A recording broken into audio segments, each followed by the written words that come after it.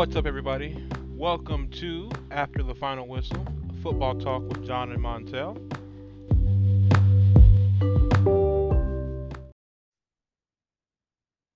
Welcome to episode number 31. We're back 3 weeks in a row. We made it.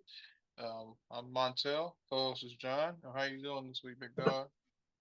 I'm doing okay. Doing okay. A lot on the plate, but I'll make it. Always do. How about you? How are things going? I've been better. My brother passed on Monday, so I'm kind of trying to adjust, I guess. I hadn't talked to him in a while just because, we got some differences and of opinion and stuff. So, you know, I uh, am sorry to hear that, sir. it's all good, man. I'm at the acceptance stage, so I'm doing all right. What you got for the injury report this week? All right. So injuries this week. Um, Not big injury list that I saw, but some big names. So um, I guess we can end on your Vikings. Um, Keenan Allen and Mike Williams are both out this week. Looks like Austin Eckler has been practicing and is healthy to play. Chuba Hubbard is out again. The Saints put Michael Thomas on IR. I think he's just kind of done Mm-hmm. with football. He hasn't played in what, two and a half years. Almost three full seasons. Yep.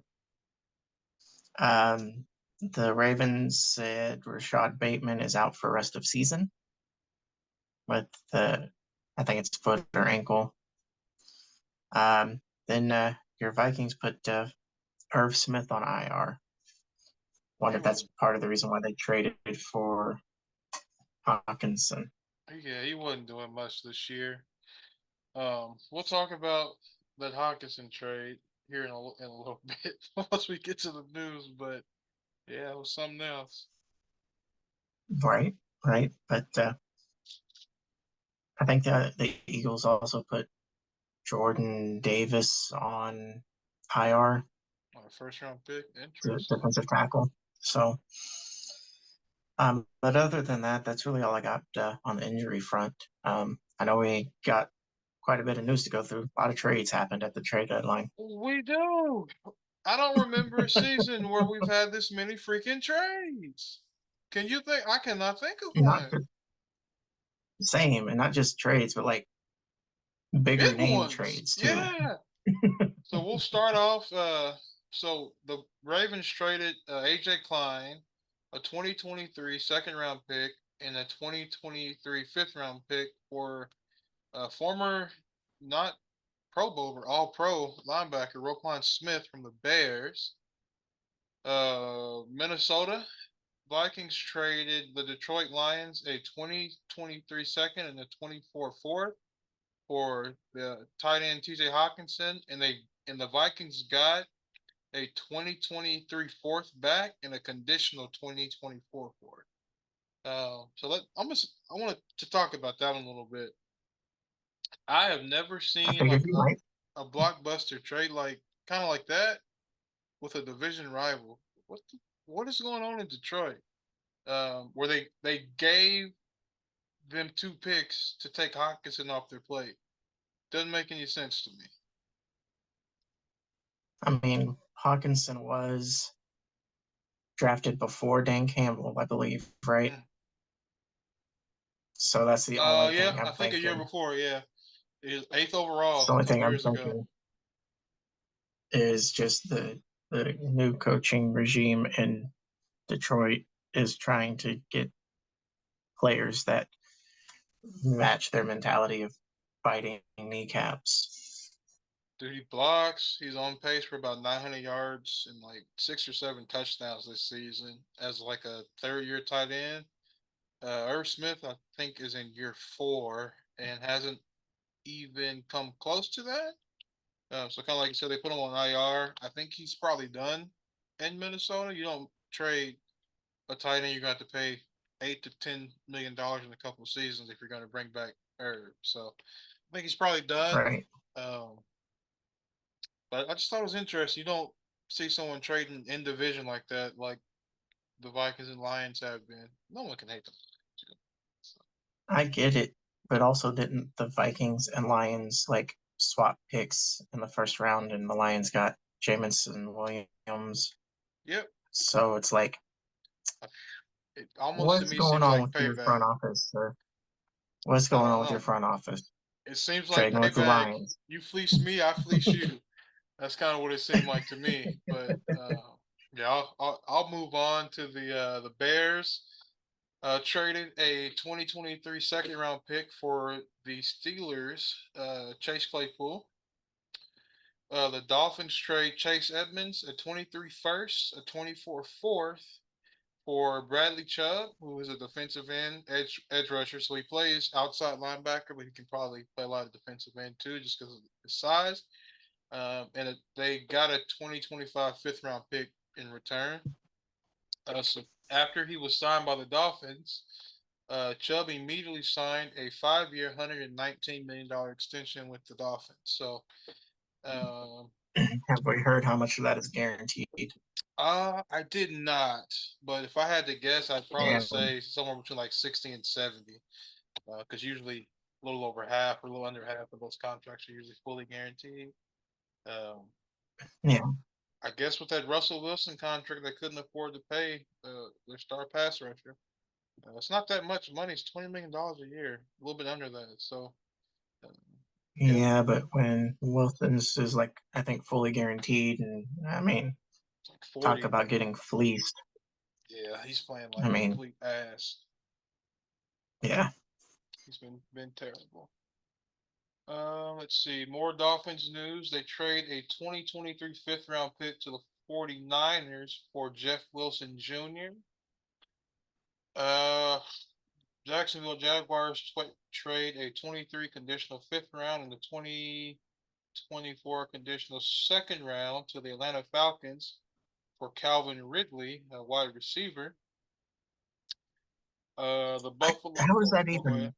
Sorry, how is that even possible when he's suspended for the year? How can you trade for a suspended player? I have You no can't idea. trade for an injured player, No. but you can trade for a suspended player. Makes Yeah. no sense. Uh, and I don't even know who has to pay him because he hadn't played. Like usually with the trade, like if you had a player, I have to pay him half the season because he's on my books. But dude, I don't think he gets paid because he's suspended. So, I guess they just Yeah, I don't know. pick it up next year. I have no idea.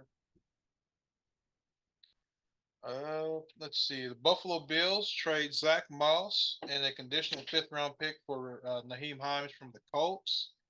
A lot of conditional picks. They almost always Right. are something stupid like play 50% of the remaining snaps or something like that. You don't give up a player for just conditional picks if conditions aren't easy to make. So um, Right. that is all the big name trades that I was aware of. There are a couple of like smaller news things. So the Washington Commanders have been put up for sale by I forget the owner's name, but he's having Bank of America do it. And Jay Z Dan and Jeff Snyder. Bezos, yeah, Dan Snyder, yeah, Dan Snyder, you're right. Jay Z and Jeff Bezos are reportedly interested in making a bid together, up to $6 billion to buy the team. That was billion with a B. Correct. Billion with a B. I mean, I wouldn't pay 6 million for the dumpster fire that is the Commanders, but okay. Nope. They need a new coaching staff. They need a new stadium. Uh, they need They a need a new. lot. They need They a quarterback. They need. a lot. Need a lot of work. But I Yeah. mean, honestly, like a lot of these people that buy these teams, they don't do it for the team to win. It's the return on investment. Like you get a shit ton of money being an NFL owner. Like you get profit sharing and all that crap. So even if you're like a really bad team, you make just as much as a really good team for like a regular season. It's not like the NBA where you can pay like a luxury tax or something. The salary cap is a salary cap. You spend it or you don't. And yeah, everybody makes the same amount of money regardless. So that that's pretty cool, I guess. But 6 billion, you'd have to have the team for like 20 or 30 years to get your money back. Right? I'm not taking it. If I'm taking the chance, it's gonna be another team from the Northeast, like the Patriots or something. Not the freaking. Yeah. But it kind of makes you wonder because, like there's been a lot of news around Dan Snyder. Like, He's a creep. is he getting forced to sell the team? I think so. He's a creep, and he, So, from what I gather, he rubs all the other owners wrong. Like even during like the owner meetings and stuff like that, he ain't got too many fans. So yeah. Yeah. let's see. Next, I got my weird fact of the week that I try to find every week. So peep this out. Eagles defensive tackle Javon Hargrave has 5 sacks in the last 5 days. He had 2 on Sunday and 3 on Thursday. Okay. Sack a day, I guess, keeps the contract nice and inflated when it's time. I think he's the Right. one. I think he's the one that's probably going to replace Jordan Davis. They play a little bit different. Davis is more of like a true nose tackle, where he's more of like a pass rush and free technique. So, they'll make it work. And they when all else fails, they still have Fletch. So I'm not too concerned about their sack numbers. I just thought it was cool. This dude has a shit ton of sacks in 5 days. Yeah. It's like a season's worth for most team linemen. Right. Boy. So I know it's a sore spot. How are we doing in fantasy?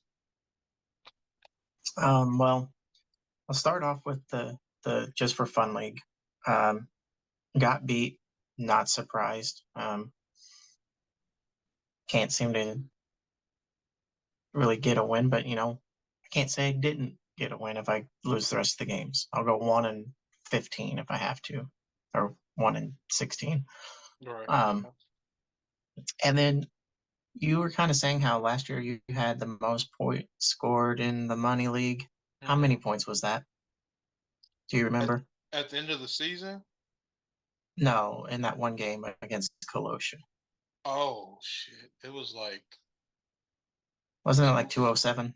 I don't know. It was like 247. It was a lot. It was like Damn. 240 I something. thought I had it. I thought I had it because I just scored like 214 points. Jesus, against who? Pelosi? No, Oh, Peter. oh. 214 points against Peter.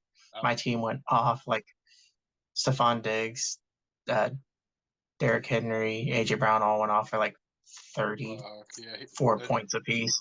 I think AJ And Brown then, had 3 touchdowns at the half. yeah, and then he had to pee in a cup and get drug tested. Oh, I mean, of course. Anytime Random. you play good, random, Like we talked yeah. last year multiple times, that random drug test. For Miles Garrett, Um, yeah. but so I'm still on your heels in our division, one game back. But Tyler's starting to come out of nowhere, and that is worrisome. It can I be. think I he's play him one this game back week. from me. Yeah. I need you to beat him. I don't want you to win, but I need you to beat him. Yeah. I'll Because take because I'll take the L even if I can with get it twice. yeah, even with AJ Brown going off for like almost 16 points this week, I'm like still projected to lose. I'm like, how? So, how about you? I know the past few weeks have been rough in a few of them for you. I've got no running backs in like 2 of the 3 leagues I'm in. They keep getting hurt. But I won a close game in the fun league, won by 13. I was kind of actually worried on Monday. I was like, man, if 2 of these players somehow combine for like 22 points, I'm gonna lose. But they didn't, so we're good there. The other two, the gaming league and the money league, I won by about 40 in both. So getting back to my winning ways. Yeah, it's tough. I just don't have any running backs. So uh, this week will be a tough matchup because he has a couple of different good running backs. So Right. yeah, mine are always like every week for like the last 4 weeks. My two starters have been questionable. And then Mark Andrews plays 3 plays and throws his damn shoulder out. So it's been a grind, but hopefully I can keep it up. I understand. I mean, I'd rather keep winning, but last year I had to keep relying on Monday nights to win by like a few points, and then that didn't help when we got to the playoffs. So Yeah, playoffs are different then. yeah. Let's see. So next on our agenda, we've got our prediction results for Week 8. So you had Giants at Seahawks, uh, Patriots at Jets, and hold on. Nah, that doesn't sound like my games. It sounds like your games. Yeah, this freaking thing. Hold on. All right, I'll fix it later. Let's see. You had 49ers at Rams, Steelers at Eagles, and Packers at Bills. Why is it okay? You predicted the Rams would win 28-24. They lost 31-14. Predicted the Steelers would lose 17-24. They lost 35-13. Predicted the Packers would lose 38-7 to the Bills. They lost 27-17. Let's see. Gonna get this right. I had Giants at Seahawks, Patriots at Jets, and Cardinals at Vikings. Giants, I predicted the Seahawks would beat the Giants 20-17. They won 27-13. The Jets screwed me. I predicted the Patriots would lose to the Jets 27-14. The actual was 17-22 in favor of the Patriots. I predicted the Cardinals would lose to the Vikings 14-28. They lost 34-26.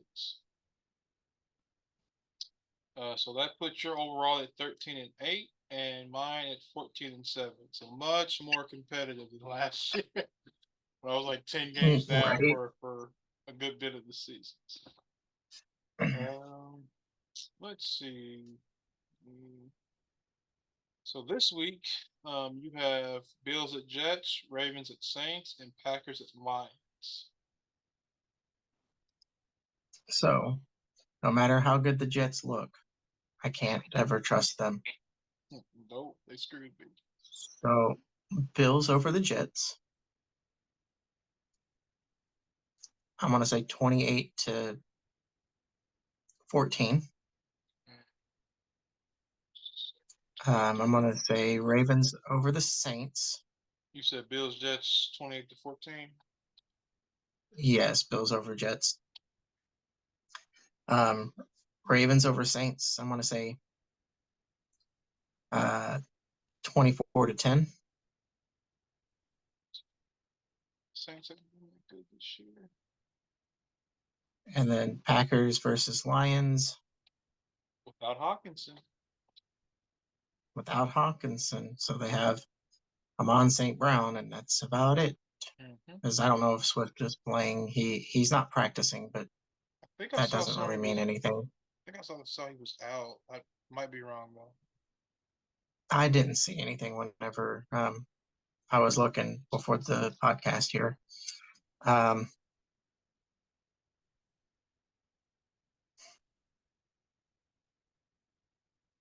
It's sad whenever I feel like I'm going to regret picking this, but Packers over the Lions. I think they can do it. 17-14. The Lions are, in my mind, a benchmark team. And what I mean by that is they can beat you if you don't come prepared. But if you're a playoff team or someone who should be in the playoffs, you should beat them. So. Yeah, but that's not the Packers this year. They're not a playoff team, and they shouldn't be in the playoffs.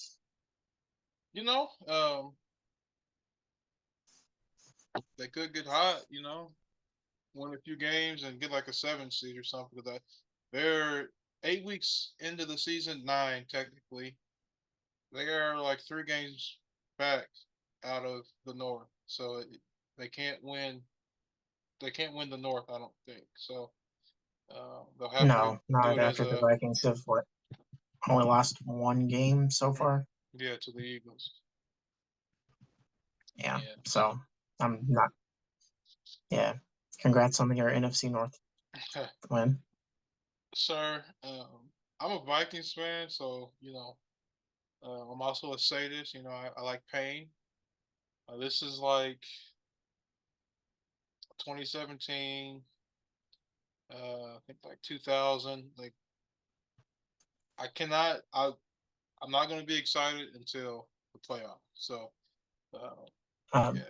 after the podcast, can you give me some tips on how to deal with it because I'm not used to this? Yeah. No, that's probably not probably not very PG, but yeah, we can get some tips after the podcast.